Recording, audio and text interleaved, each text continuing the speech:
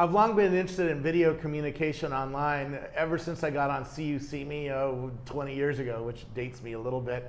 But back then it was a crappy user interface. We didn't have good cameras in our computers. The bandwidth was like a 14.4 modem, which most of the people who watch this don't even remember, right? And it was 2 frames a second, if that. Now we have modern computers, high-speed bandwidth into our homes, and really good cameras on almost every laptop and other devices. And so we're going to see a Rabbit that brings all that together in a really unique user interface.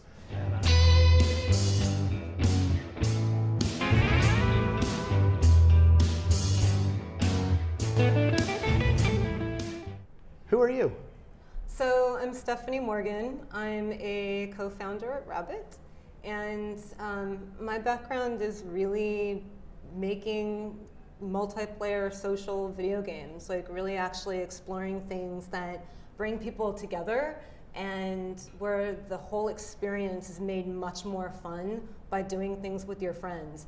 And when myself and my other co-founders at Rabbit really started looking at the video chat space, we realized that there was a huge opportunity there to do something that would be awesome and amazing and be really amplified by being able to spend meaningful time with your friends and really building on my expertise and their expertise as well in social gaming. Yeah, and when people say video chat or video conferencing or whatnot, immediately my mind goes to like conferencing is already an issue there, right? Like conferencing, that's boring, right? Yeah. That's just like a utility, it's a function. It's just kind of like, okay, we need person A to be able to communicate and potentially see sort of okay person B. That's not fun.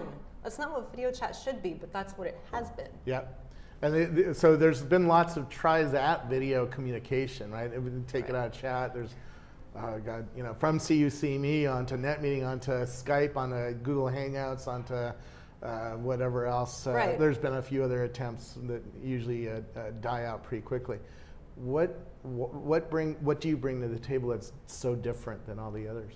I think that our approach is really coming from a user experience and design thrust. I mean, we all do come from games, and we know that the thing that makes something really fun and compelling is when you're not focused on the software. You're not trying to find that whatever thing in the menu. You're not trying to fight in order to do what you want. You just sort of think about it and bam, it just happens, right? It's beautiful, it's seamless, and you can focus and pay attention to the things that you want to do, which in this case would be talking to people, would be sharing stuff with people, right? Would be actually having an experience with people instead of just a kind of haphazard, more conference-y conversation.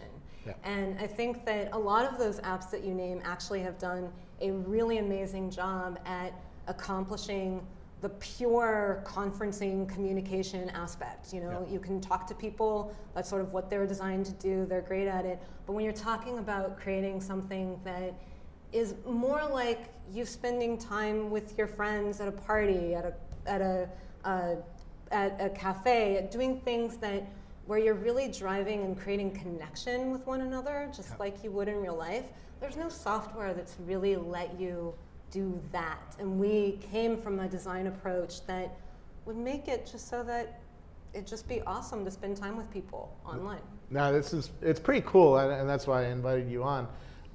First of all, we should cover some of the limitations. You're Mac only right now, right? We are Mac only during our closed beta. And it's a free app? It is a free app. Okay. You can get it from Rabbit, rabb.it. So the first thing I noticed when I started up is the user interface is completely different than anything I've seen before. Walk me through a little bit what we see on the screen. So we have taken a completely fresh approach to everything related to video chat and live content sharing. I mean, I really do think that I can safely say you've not seen a design like this before. We didn't want to build on any of the existing design tropes around video chat. We sort of reinvented everything from scratch. And there are a number of things that we've done that just kind of spring to the surface right away. So one of them is Rabbit allows there to be an unlimited number of rooms. Rooms are user created, they are persistent. So you can create a room for you and your friends to study together, and another room for you and your friends to watch your favorite TV show every Wednesday night at 8 o'clock. You can mix and match and sort of create spaces to spend time with different people and do different things and know that they are always there. When you go into a room, you really see a big difference in that initial experience. Instead of just seeing a big rectangle of a person and maybe another big rectangle of another person, we've taken a completely different approach. You come into a room and it really is a space. There's a very detailed audio design that kind of goes into creating a really interesting ambiance and gives you the whole vibe of the place. Yeah.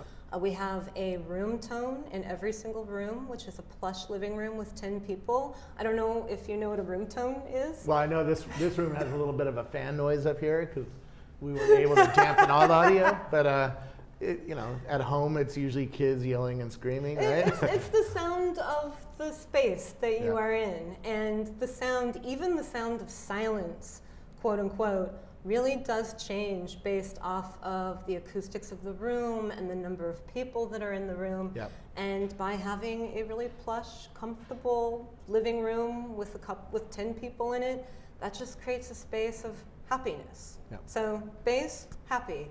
Then you actually get to hear the chatter of the room. As more people come into the room, you have this little buzz you can actually overhear, just like you would if you're in a cafe or something, or at a party. If there's just a couple people, you just hear that. As more and more people come in, you get that sense of vibrancy and energy, which is awesome.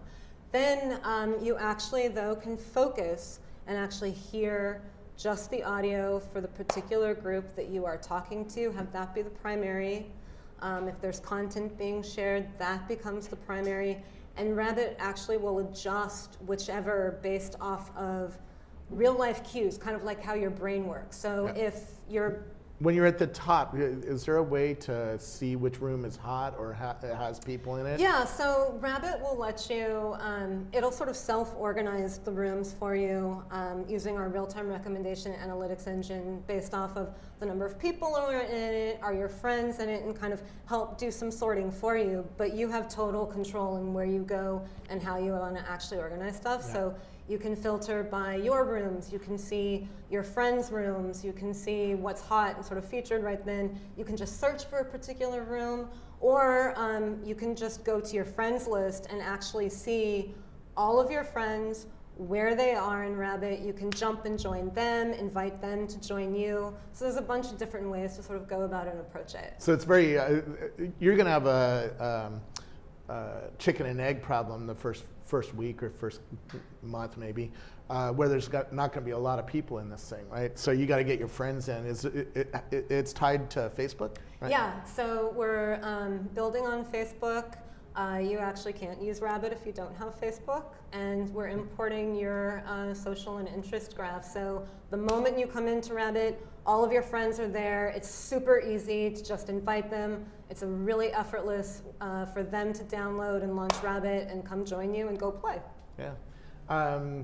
So you're in this room, you can just chat, you don't have to touch a microphone or mute or anything like that, and it's all echo canceled, so it should all be pretty good quality, particularly because you bet on the Macs. So I know most Macs have good microphones and good cameras in them. Yeah, that's one of the awesome benefits. Where if you're on a netbook, a cheap, Chinese netbook, sometimes you get a blurry camera. Sometimes the camera doesn't work. Sometimes I do Hangouts a lot on Google Hangout, and you see varying quality levels of equipment coming in and knowledge of how to deal with audio. It sounds like you've really spent some time thinking about how to normalize the audio on all these things. I mean, the audio was definitely one of the most challenging aspects of Rabbit. There's a reason why pretty much no other app will let you actually not just have an unlimited number of people in a room, but also be able to share both the audio and the video for any content on your computer. It's really, really complex. It requires very low level OS access, and being able to manage that, do the echo cancellation, synchronization of the content across all different sort of bandwidth spectrums, ensuring that the audio and video quality and synchronization for the video chat as well is sort of maintained and be completely awesome. That has been a massive endeavor. Yeah. But I think we've done a pretty cool job. So let's say I'm hanging out with Ashton Kutcher and he wants to show me the new Steve Jobs movie he just filmed, right?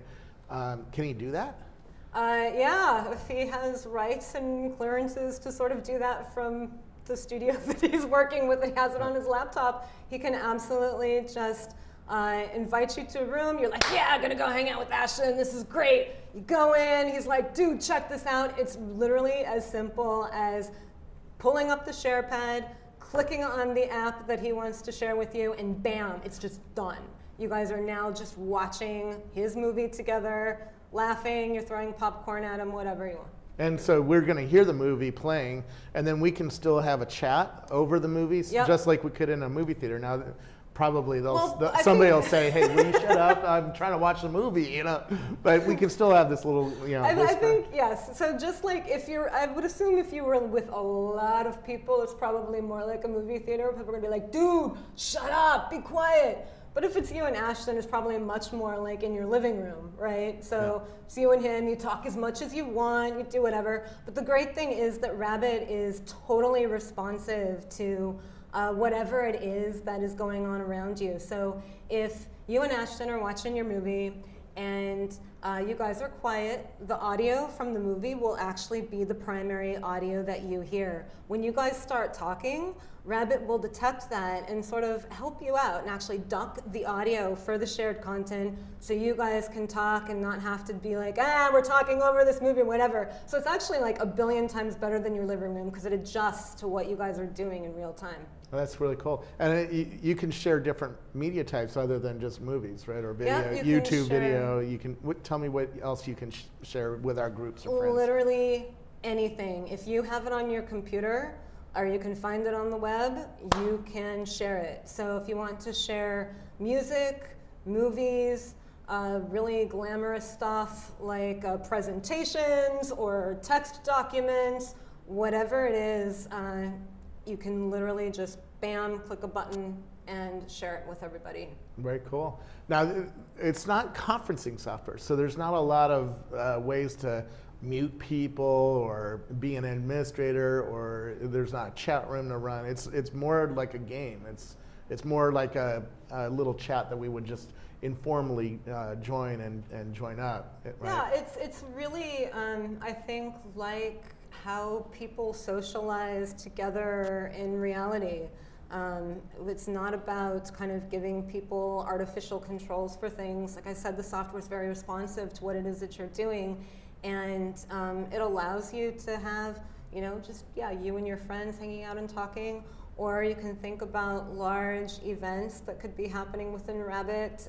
You could have like people who want to like DJ, want to do different things. You sort of like collect large numbers of people and they're all sort of rocking out. It really scales and changes and evolves based off of what is happening. And when you think about how people really socialize together, it's about having meaningful conversations within a shared experience. And so Rabbit supports that by letting you have different groups of people all within the same room. You can look at groups, you can kind of get information about who's who, how they might be connected to each other. Are they friends on Facebook? What are the kinds of things that they like? You can overhear the conversation before you actually even jump into the group if it's people that you don't know.